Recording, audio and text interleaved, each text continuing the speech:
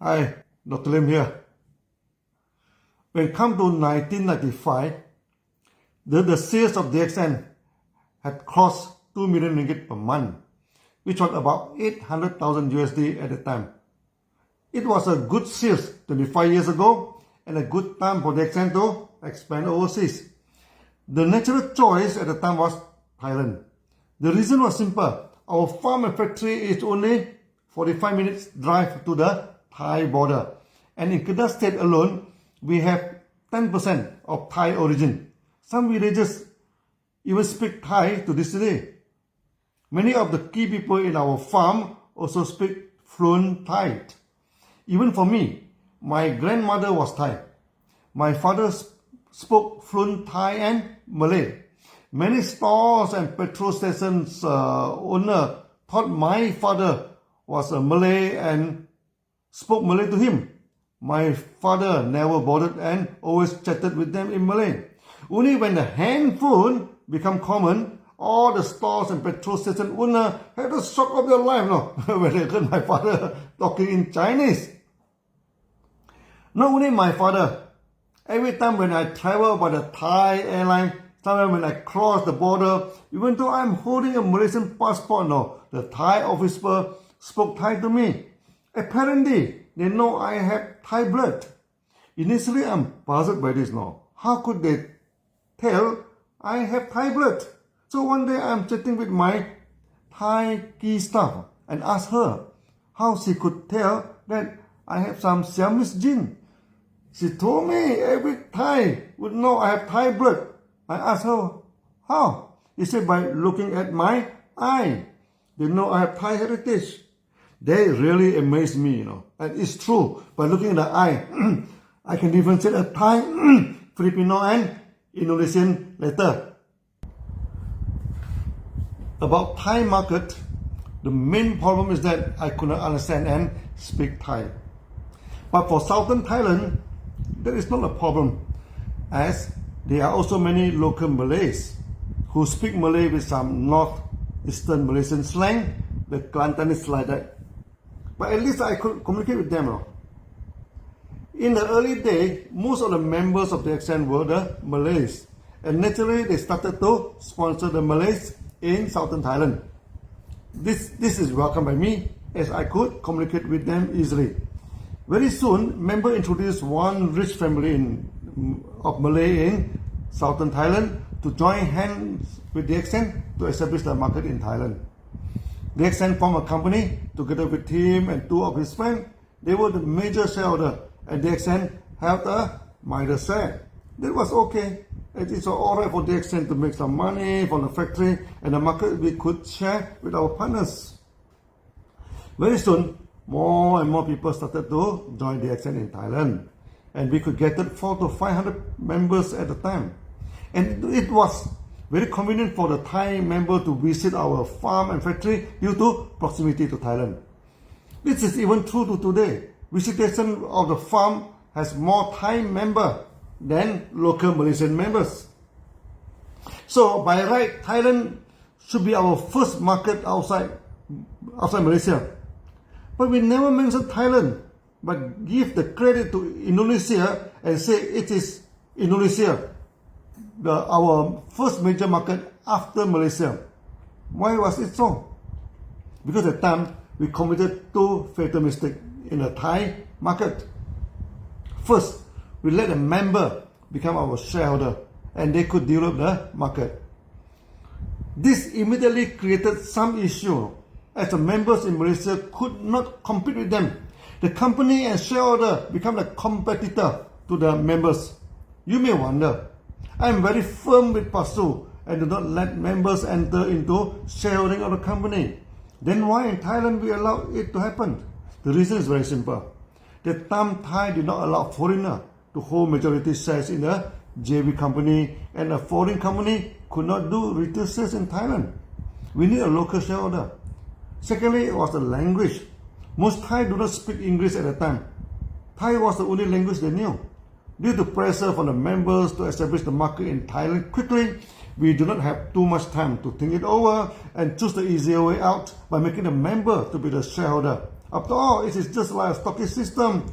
Many stockists are also DXN members, so we do not see any problem in it initially. The second fatal mistake, we let the branch office run all the show. They operated independently. This opened out a chance for the crooked stockists now to revolt against the company and take the market away by establishing their own company. The shares in Thailand grew steadily, and when reached beginning of 1997, the share touches 2 million baht. At that time, 1 ringgit could trade 10 baht, and 1 USD could trade 25 baht. So it is about 80,000 USD per month. Then something abnormal started to develop. First, the branch started to delay payment. No? I keep on ordering, but the payment is not up to date. And there were a lot of line cutting. No? Many of the lines belonging to Malaysian members were hijacked into their line. This created a lot of complaints, and many members became angry about it. Even though I tried my best to persuade the partners in Thailand, but to no avail. Then suddenly they stopped ordering and moved to a imitator company without warning, the copycat of DXN. They invited me to discuss with them. I brought my wife, and there were 3 of them in front of me. From the beginning, I immediately sensed the atmosphere was not good enough. They were arrogant and non-smelling. Then they accused DXN of stealing the technology from that imitator. They claim the imitator is a true technical holder and supply the products to DXN. Now they decided to join the original company. Before I could even explain myself, one of them took out a pistol and put it on the table between us. He told me they do not want to see my face again in Thailand. Actually, this was a common dirty technique in southern Thailand. They cooperate with you. When the business was good, then they show you pistol and ask a thug, to chase you away from Thailand. They thought that with my wife around, we would be frightened, but to their astonishment, my wife started to giggle and laugh at them. My wife know me well.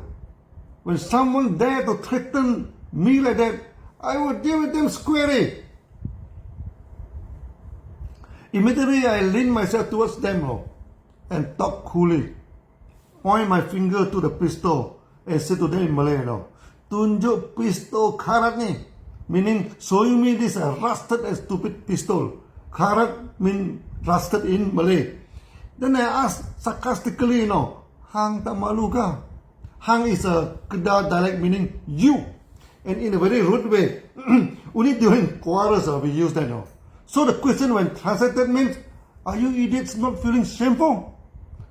I told them if they want to show pistol, at least show something like the James Bond one, not this rusted pistol, the shameful pistol karat. All of them were shocked by the response of me and my wife. They expect us to run back to Malaysia like a frightened cat. But instead I'm yelling at them like a mad tiger. I pointed to my eye and told them, "Darah semku lebih darimu. Hang dah my pistol kah? Mean my semin's blood is more than you. And you idiot wanted to play pistol with me." They were shocked. I did not know how to respond to me. Then I challenged them to fire the first shot and see what would happen to them and their family. Of course, this was an open threat to them. I've learned from many lessons to the thug. Sometimes you have to use the rude language, because this is the only thing they understand. Immediately, they took back the pistol and apologized to me, and to me, this was a misunderstanding. I told them, not only I would come back to Thailand, if they dare to come and create trouble, and then they will see. Actually, half of my maternal families are in Thailand. They were no match to them, if some conflict did happen. They tried to tune down the situation and would like to treat me and my wife with lunch.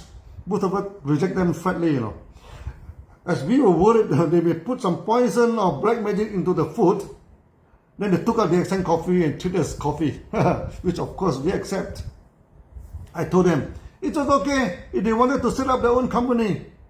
Then they did theirs, and DXN will be doing our own marketing. But if they try to play foul and violence, then I would deal with them to the end. This incident has a bad impact on DXN.